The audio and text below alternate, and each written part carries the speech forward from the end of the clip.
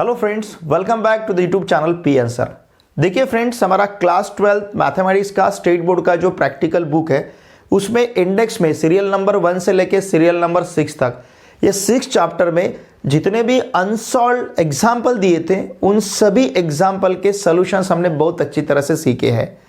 आज हम 7th number का जो लाइन एंड प्लेन है इस चैप्टर में एग्जाम्पल नंबर 3 से लेके एग्जाम्पल नंबर 7 तक जो अनसॉल्व एग्जाम्पल्स है इन सभी एग्जाम्पल्स के सॉल्यूशंस आज के इस वीडियो लेक्चर में हम बहुत अच्छी तरह से सीखेंगे। लुक हियर, एग्जाम्पल नंबर 3 यहां पे दिया है, find the ratio in which XY plane divides the line joining A. यहां पे बुक में प्रिंट मिस्टेक हुआ है। यहां पे बुक में आपको लाइन का इक्वेशन दिया है x/2 equals to y/2 equals to z/1। वो प्रिंट मिस्टेक है, उसकी जगह हमें लेना है point A 128(1) and b -431 -2। Find the vector equation of line AB। हमें क्या फाइंड करना है? देखिए, XY प्लेन इन दो पॉइंट को जो लाइन डिवाइड करती है उस लाइन को XY प्लेन कौन से रेशो में डिवाइड करता है ये हमें फाइंड करना है, first thing. Second thing, find the vector equation of line AB, और साथ में इस लाइन AB का हमें वेक्टर इक्वेशन फाइंड करना है। लुक हियर, अब ये कुछ पार्ट इसका हमें सॉल्व करके दिया है, सिर्फ यहां पे जो ब्लैंक्स है उन्हें हमें फिल करना है। Let K'1 be the ratio in which XY plane divides the line joining A 128(1) and B -431 -2। Generally यहां ये जो रेशो है ये प्रॉब्लम सॉल्व करते समय हम M/1 लेते हैं, यहां पे हमें K'(1) दिया है। Okay, now let H, K, अब यहां पे हमें ब्लैंक दिया है, be the point in XY plane cuts the line AB। अब अगर ये पॉइंट XY प्लेन में है तो इसका मतलब इस पॉइंट का Z कोऑर्डिनेट हमें 0 लेना पड़ेगा। Why? Because this point present in XY plane. Okay, HK0 be the point in XY plane cuts the line AB। तो इसका मतलब अगर ये पॉइंट लाइन AB को कट करता है, ये जो पॉइंट है जो XY प्लेन में है लाइन AB को कट करता है, तो इसका मतलब इस पॉइंट का Z कोऑर्डिनेट इक्वल्स टू क्या रहेगा? देखिए, K' पॉइंट B का Z coordinate plus 1 into point A का Z कोऑर्डिनेट अपॉन K+1। इस प्रकार से 0 equals to K'(Z2) plus Z1 upon K+1। फिर K'(Z2), अब ये K+1 इधर ट्रांसफर करेंगे तो ये 0 हो जाएगा, तो K'(Z2) plus Z1 equals to हमें क्या मिलेगा? 0। ओके, इसका मतलब K'(Z2) इक्वल्स टू -Z1, और Z2 को अगर हम ट्रांसफर करते हैं तो K' equals to -Z1 upon Z2। Okay, what is Z1? देखिए, Z1 हमारे पास 1 है, माइनस ये Z1 का वैल्यू 1 रहेगा अपॉन Z2 का वैल्यू -2 है। ओके, इस प्रकार से रहेगा, तो इसका आंसर हम लेंगे 1/2। Okay, now therefore XY plane divides AB internally in the ratio. अब देखिए, यहां का जो K' का वैल्यू ये पॉजिटिव मिला है। अगर ये वैल्यू पॉजिटिव है तो इसका मतलब ये किस प्रकार से डिवाइड करेगा? इंटरनली डिवाइड करेगा। और किस रेशो में? 1:2। XY plane divides AB internally in the ratio 1:2। ठीक है, 1:2 आंसर हमें मिला है। Now vector along AB is, along AB vector क्या रहेगा? -5i plus 3j -3k। ये किस प्रकार से फाइंड किया है? देखिए, B बार का, इस पॉइंट B का position vector B bar, A का पोजीशन वेक्टर A बार, तो AB बार हम किस प्रकार से फाइंड करेंगे? B बार माइनस A बार, मतलब पॉइंट B के x कोऑर्डिनेट से पॉइंट A का x कोऑर्डिनेट माइनस करना है, तो ये -5। पॉइंट B के y कोऑर्डिनेट से मतलब 31 से 28 को माइनस करना है, ये 3 मिलेगा। और फिर -2 से 1 को माइनस करना है, -2 से 1 को माइनस किया तो -3 मिलेगा।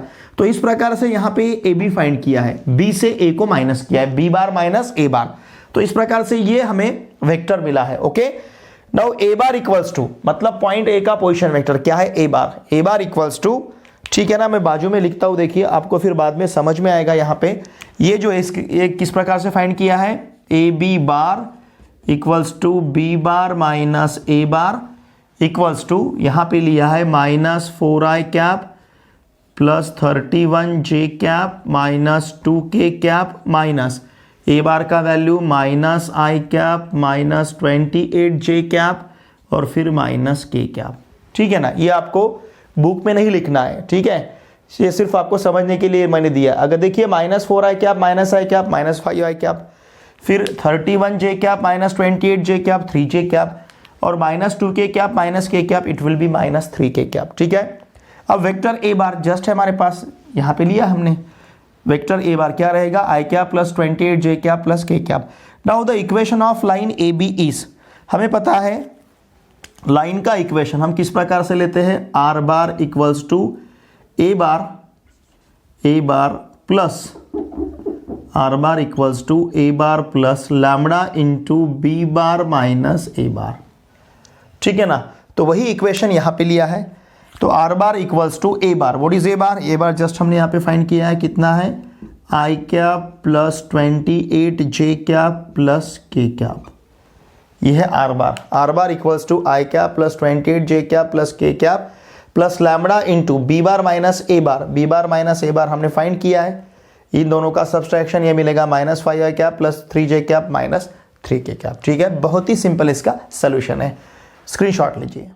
Example number 4 is obtain coordinates of points on the line x/2 equals to y/2 equals to z/1 which are at 6 units from the origin।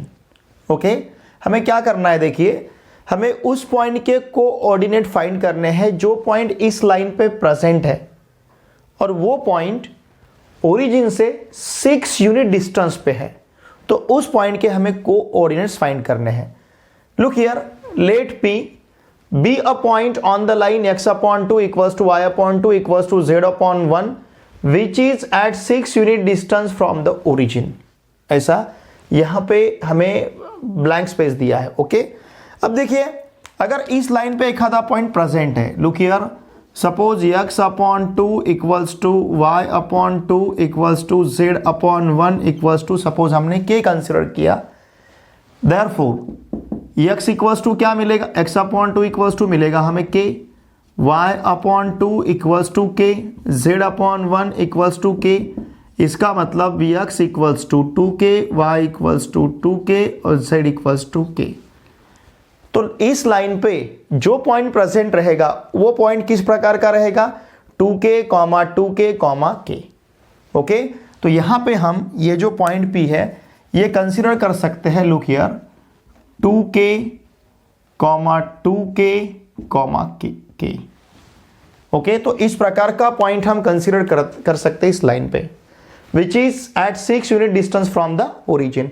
इसका मतलब पॉइंट O और पॉइंट P, इन दोनों के बीच का डिस्टेंस 6 है, OP equals to 6 OP square. अब देखिए बाय डिस्टेंस फॉर्मूला अगर हम OP फाइंड कर सकते, OP अगर फाइंड करेंगे, लुक हियर, 2k, k और पॉइंट O है हमारे पास 0, 0, 0। By distance formula OP equals to under root क्या रहेगा, इन दोनों का डिफरेंस उसका स्क्वायर मतलब 2k का स्क्वायर। ओके, इन दोनों का डिफरेंस उसका स्क्वायर मतलब 2k का स्क्वायर, इन दोनों का डिफरेंस उसका स्क्वायर मतलब k स्क्वायर। तो ये रहेगा हमारे पास OP। अगर OP इस प्रकार से है तो OP स्क्वायर लिए बाद यहाँ का स्क्वायर रूट निकल जाएगा। तो यहाँ हमारे पास क्या रहेगा, देखिए यहाँ पे रहेगा 2k, यहाँ 2k और यहाँ रहेगा k। सिंपल सी बात है, ठीक है। अब देखिए 2k स्क्वायर मतलब ये 4k square plus 4k square plus k square, it will B 9k square. अगर 9k स्क्वायर इक्वल्स टू 36 है तो k स्क्वायर इक्वल्स टू 4 रहेगा, ठीक है ना। 9k स्क्वायर इक्वल्स टू अगर 36 है तो k square equals to 36/9 equals to क्या रहेगा, 4। और अगर k स्क्वायर का वैल्यू 4 है तो k इक्वल्स टू रहेगा +-2। ओके, अब k इक्वल्स टू +-2 अगर इसमें हम सब्स्टिट्यूट करते हैं तो देखिए इसकी वैल्यू हमें क्या क्या मिलेगा। सपोज k का वैल्यू हम 2 सब्स्टिट्यूट करते हैं तो ये रहेगा 4, 4, 1। k का वैल्यू अगर -2 लेते हैं तो -4, -4, -2 रहेगा। ओके, क्योंकि k का वैल्यू हमारे पास 2 है। 2 इंटू 2 4, 2 इंटू 2 4 और फिर 2, उसी प्रकार से -4 कॉमा -4 कॉमा -2 रहेगा। ठीक है, तो ये 2 पॉइंट्स रहेंगे। There are 2 points on the given line which are at 6 unit distance from the origin. Origin से 6 यूनिट डिस्टेंस पे 2 ऐसे पॉइंट रहेंगे इस लाइन पे, ओके, जो क्या रहेंगे 4,4,2 और -4, -4, -2। अब ये आंसर हमारा सही है या नहीं हम चेक कर सकते हैं। किस प्रकार से? लुक हियर, क्या करना है हमें, 4,4,2 इसे सब्स्टिट्यूट करना है इस लाइन पे, इस लाइन में।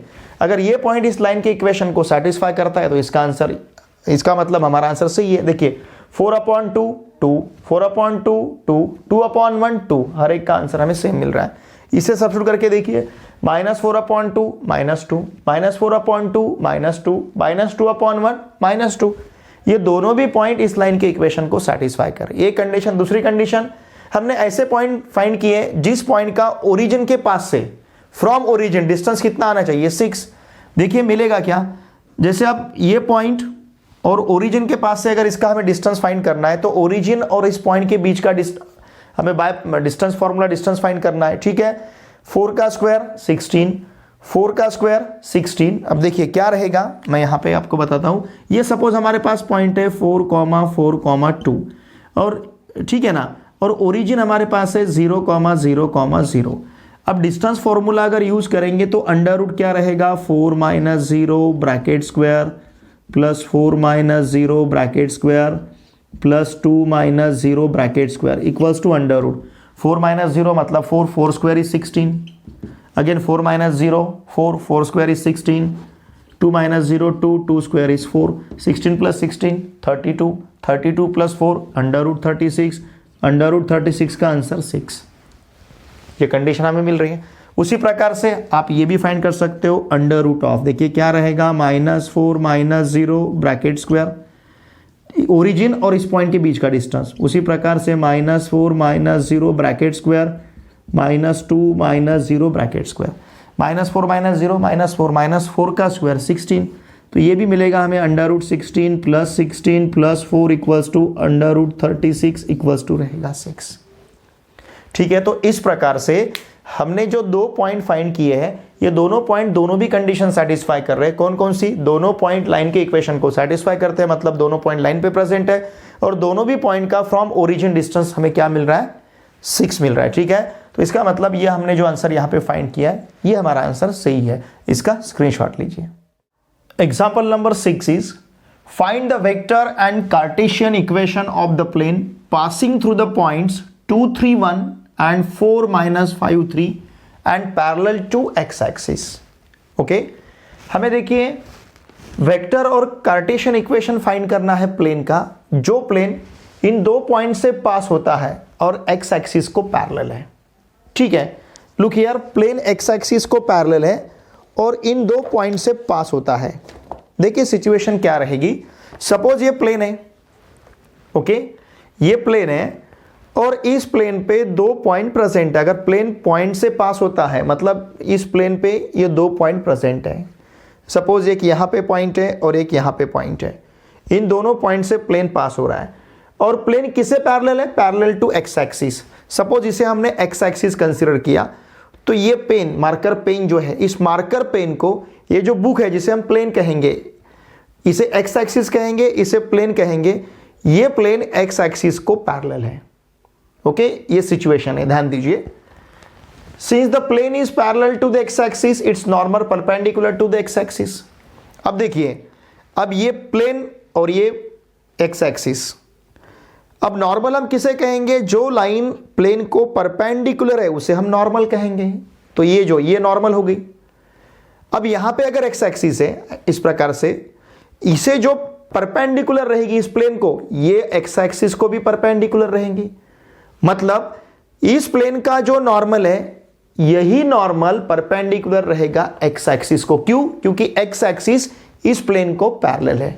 ओके, द यूनिट, देखिए, since the plane is parallel to the X axis, it's normal perpendicular to the X axis. Okay, देखिए, the unit vector along X axis is i cap. हमें पता है x axis के ऊपर जो unit vector present रहेगा उसे हम आई कैप कहते हैं।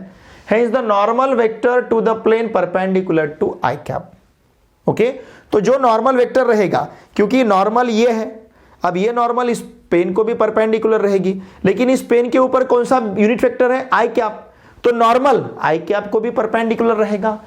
The unit vector along X axis i cap, hence the normal vector to the plane, जो प्लेन को वेक्टर नॉर्मल है perpendicular to i cap. Situation समझ रहे हैं ना आपको? Okay, now point A, point B with the points on the plane. फिर हमने पॉइंट ए का पोजीशन वेक्टर ए बार लिया है और पॉइंट बी का पोजीशन वेक्टर हमारे पास बी बार है, ए बार और बी बार। फिर यहां पे हमने ए बी बार फाइंड किया, B bar minus A bar, B bar से ए बार माइनस किया, ये मिला हमें 2i cap minus 8j cap plus 2k cap. Okay, the normal vector to the plane perpendicular to A B bar. अब देखिए point इसके ऊपर present है, प्लेन के ऊपर, और नॉर्मल इसे प्लेन को परपेंडिकुलर है, मतलब ये नॉर्मल ए बी बार को भी परपेंडिकुलर रहेगा वेक्टर ए बी बार को, क्योंकि प्लेन को परपेंडिकुलर है। इसका मतलब प्लेन पे जितने भी वेक्टर्स प्रेजेंट है हर एक को परपेंडिकुलर रहेगा।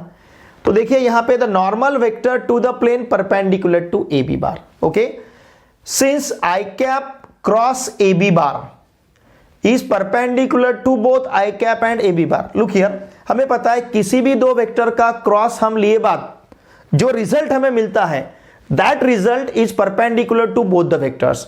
तो यहां पे i cap cross A B bar का जो रिजल्ट मिलेगा ये रिजल्ट परपेंडिकुलर रहेगा आई कैप और ए बी बार को। ये पता है हमें किसी भी दो वेक्टर का क्रॉस लिए बाद जो आंसर हमें मिलता है वो आंसर इन दो वेक्टर्स को, जिन दो वेक्टर का हम क्रॉस लेते हैं उन दो वेक्टर को वो आंसर वो वेक्टर परपेंडिकुलर रहता है।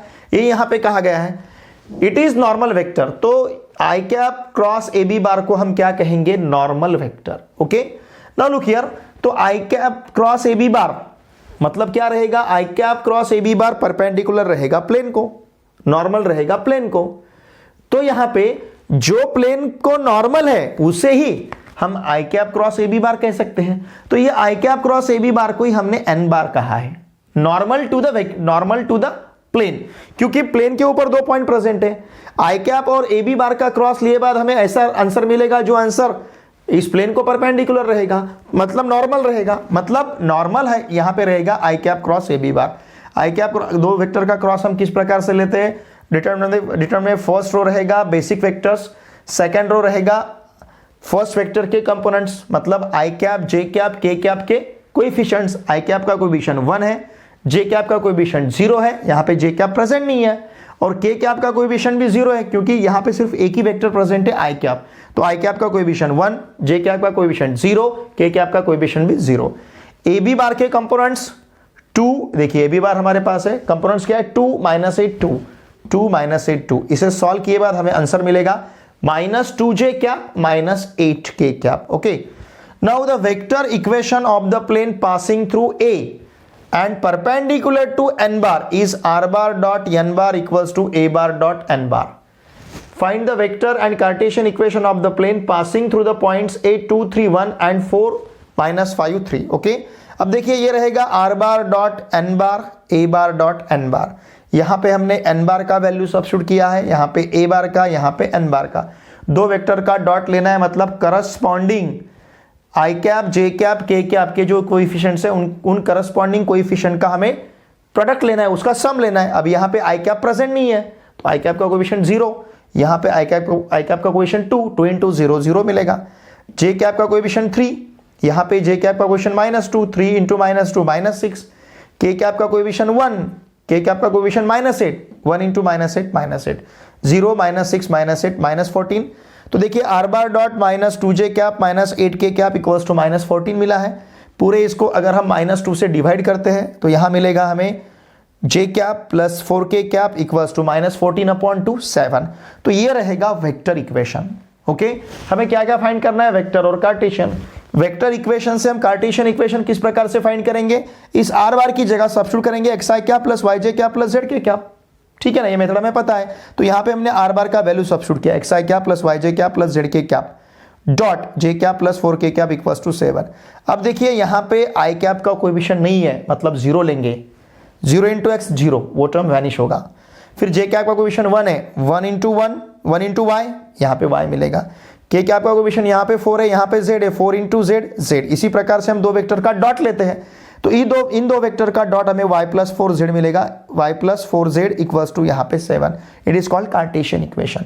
ये वेक्टर फॉर्म में है इसलिए इसे हम वेक्टर इक्वेशन कहेंगे, ये वेक्टर फॉर्म में नहीं, इसे हम कहेंगे कार्टेशियन इक्वेशन। जब भी हम कार्टेशियन इक्वेशन फाइंड करते हैं, देखिए क्या करते हैं हम, जब वेक्टर इक्वेशन से हमें कार्टेशियन इक्वेशन फाइंड करना है तो आर बार की जगह हम सब्स्टिट्यूट करते हैं एक्स आई कैप प्लस वाई जे कैप प्लस जेड के कैप। तो इस प्रकार से एग्जांपल नंबर 6 का सॉल्यूशन रहेगा, इसका स्क्रीनशॉट लीजिए। Example number 6 is find the vector equation of the plane passing through the origin and containing the line R bar equals to i cap plus 4j cap plus k cap plus lambda into inside the bracket i cap plus 2j cap plus k cap.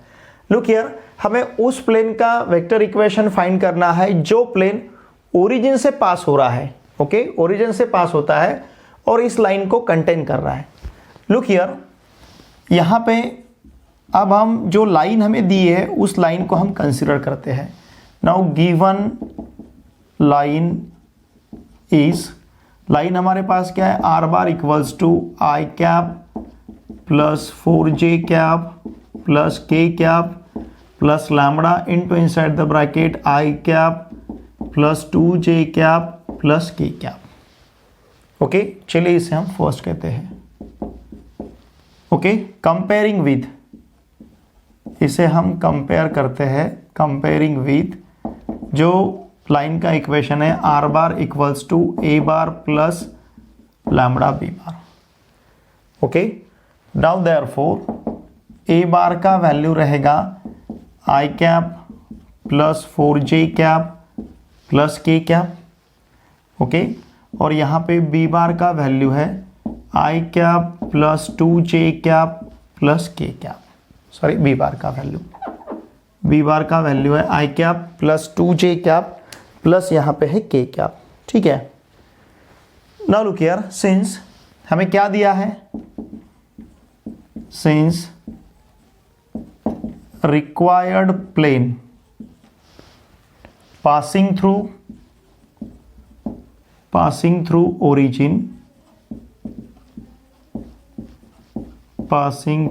origin and containing line first। Okay, इसका मतलब हम क्या कह सकते हैं, therefore हम क्या कहेंगे, required plane is parallel to OA bar and B bar। okay, and look here, N bar be normal to, N bar किसे नॉर्मल रहेगा, N bar be normal to the plane। okay, therefore N bar equals to OA bar cross B bar। notice OA bar it will be I cap J cap K cap। ठीक है, फिर OA बार मतलब A बार के components क्या रहेंगे, components लेने हमें तो 1 4 1 आई कैप का कोएफिशिएंट, जे कैप का कोएफिशिएंट, के कैप का कोएफिशिएंट, फिर बी बार ये रहेगा 1 2 1। इसे अब हमें सॉल्व करना है, therefore n bar equals to, अब देखिए क्या मिलेगा हमें, आई कैप इंटू इन दोनों के प्रोडक्ट से इन दोनों का प्रोडक्ट माइनस करना है, 4 minus 2 it will B 2 I cap. चलेगा, अब जे कैप लेते समय ये दो देखिए 1 1 1 सेम है, इन दोनों के प्रोडक्ट से इन दोनों का प्रोडक्ट माइनस करते हैं तो 0 मिलेगा। ठीक है ना, चलिए क्या लेते हैं हम, 0 जे कैप। चलेगा, फिर इसके बाद के कैप के साथ क्या मिलेगा, 1 into 2 2, 1 into 4 4, 2 minus 4 minus 2 k cap, it will be n bar. Okay, required vector equation of plane is क्या रहेगा, देखिए R bar dot N bar equals to 0 bar dot N bar. इसका मतलब आर बार डॉट, अब ये 2i cap plus 0j cap minus 2k cap को हम लिख सकते हैं 2i cap minus 2k cap.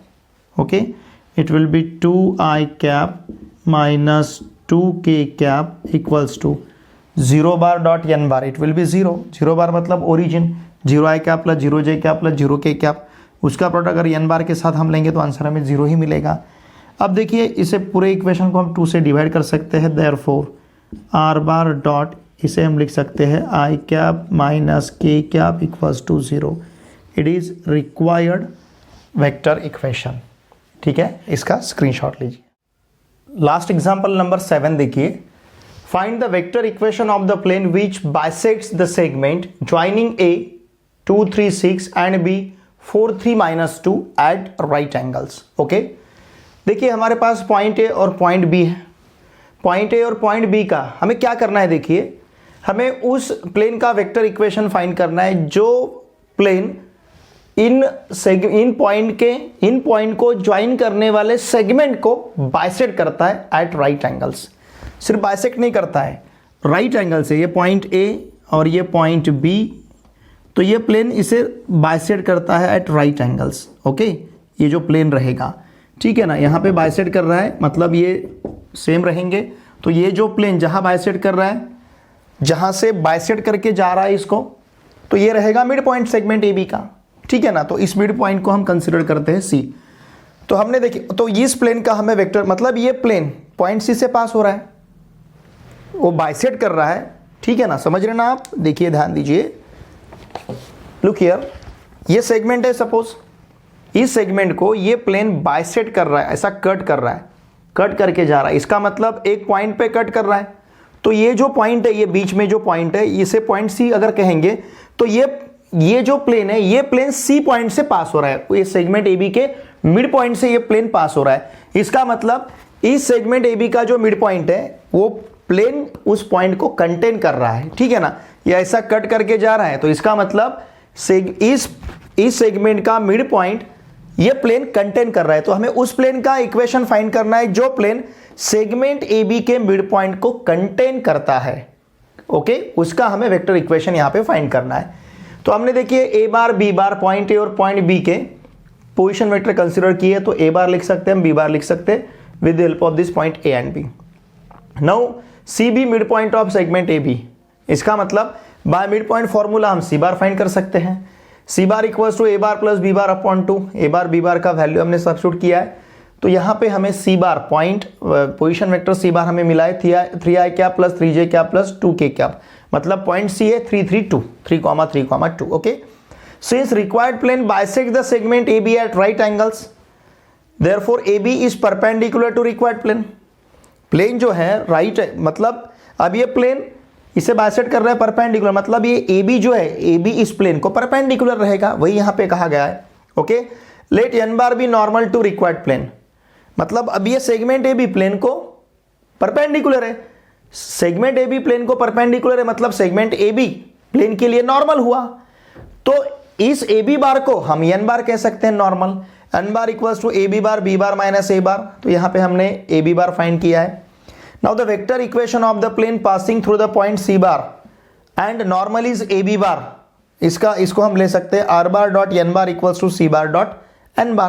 यहाँ पे n bar का वैल्यू, C bar का वैल्यू, n bar का वैल्यू, देखिए दो वेक्टर का डॉट लेना है, मतलब करस्पॉन्डिंग टर्म्स के प्रोडक्ट का सम लेना है, करस्पॉन्डिंग कोएफिशिएंट के प्रोडक्ट का सम लेना है। 3 into 2 plus 3 into 0 plus 2 into -8, it will B 6 plus 0 -16, तो आंसर मिला है हमें -10। तो r bar dot 2i cap minus 8k cap equals to -10, पूरे इसको अगर 2 से हम डिवाइड करते हैं तो ये मिलेगा हमें, देखिए ये मिलेगा हमें r bar dot i cap minus 4k cap equals to -5। Okay, now this is the required vector equation of the plane, ये प्लेन का रिक्वायर्ड वेक्टर इक्वेशन रहेगा। ठीक है ना, देखिए स्टूडेंट, इसका एक बार स्क्रीनशॉट लीजिए आप। ओके, लुक हियर, आज के इस वीडियो लेक्चर में हमने जो आपका इंडेक्स में सीरियल नंबर 7 दिया है, लाइन एंड प्लेन, इस प्रैक्टिकल बुक में एग्जाम्पल नंबर 1 एग्जाम्पल नंबर 2 आपको सॉल्व करके दिया है बुक में, एग्जाम्पल नंबर 3 से लेके एग्जाम्पल नंबर 7 तक ये सभी एग्जाम्पल्स अनसॉल्व थे। 3 और 4 में कुछ पार्ट हमें सॉल्व करके दिया था, हमने ब्लैंक को फिल किया है, और 5 6 7 को कंप्लीट हमने सॉल्व किया है। ठीक है, हमने बहुत ही अच्छी तरह से इसे सॉल्व किया है। फिर भी अगर आपको कुछ डाउट है तो प्लीज़ वीडियो के कमेंट बॉक्स में लिख के मुझे ज़रूर भेजिए। वीडियो आपको कैसा लगता है इसका भी ज़रूर कमेंट कीजिए। वीडियो अगर अच्छा लगता है आपको तो प्लीज़ कमेंट किया कीजिए, वीडियो को लाइक कीजिए और इन वीडियो को महाराष्ट्र के पूरे स्टूडेंट के साथ जो अभी क्लास 12th में पढ़ रहे हैं, ठीक है ना, जो क्लास 12th में पढ़ रहे हैं जिनका मैथमेटिक्स सब्जेक्ट है, उन सभी के साथ इन वीडियो लेक्चर को शेयर कीजिए। क्योंकि महाराष्ट्र में कोई भी यूट्यूब चैनल अभी प्रैक्टिकल बुक पे वीडियो लेक्चर का सीरीज कंडक्ट नहीं कर रहा है, सिर्फ हमारा चैनल छोड़ के। हमारे चैनल पे आज तक हमने आपके प्रैक्टिकल बुक का सीरियल नंबर, इंडेक्स में जो सीरियल नंबर 1 से लेके सीरियल नंबर 7 तक का पार्ट, हर एक अनसॉल्व क्वेश्चन के सॉल्यूशन को बहुत अच्छी तरह से यहाँ पे सीखा है।